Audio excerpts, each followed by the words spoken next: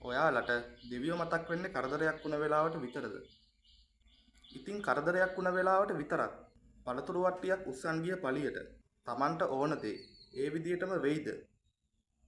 දෙවියන්ගේ ආදරය ආශිර්වාදය ඕන නම් ධාර්මික වෙන්න. තවකෙකුගේ දියුණුව දැක සතුටු වෙන්න. ඊර්ෂ්‍යාව අත්හරින්න. එහෙව් මිනිස්සු පසුපස දෙවියන් නිතින්ම ඉන්නවා. Taman කැමති දෙවි කෙනෙකුට නිතර නිතර වන්දනාමාන කරනවා නම් පිරිසිදු හදවතින් කරන්න. දෙවියන් සමග ඔබ කරන පින් බෙදා ගන්න. දෙවියන්ට අවශ්‍ය පින් විතරයි.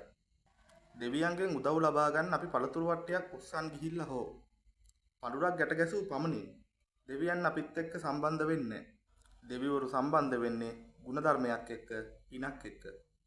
උදව්වක් ඕන වුණ වෙලාවට විතරක් මතක් වෙලා කතා කරන අයට මිනිස්සුන අපිවත් කැමති නෑනේ. ඉතින් දෙවියෝ ගැන මොන කතාවද? ඔයාලගේ නරක කාලය, අපල කාලය වෙනකන් ඉන්න එපා.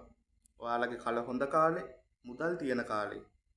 ඔයාට පුළුවන් පිළිකා රෝගී පුද්ගලයෙකුට, පිළිකා රෝගී පුංචි දරුවෙකුට උදව්වක් උපකාරයක් කරලා, බඩදරු අම්මා කෙනෙකුට රසවත් කෑම වේලක් පිළියෙල කරලා දීලා, වයසක දෙමව්පියන්ට, ගිලන් වූ රෝගීන්ට අප උපස්ථාන කරලා ඒ පින් දෙවියන් සමග බෙදා ගන්න.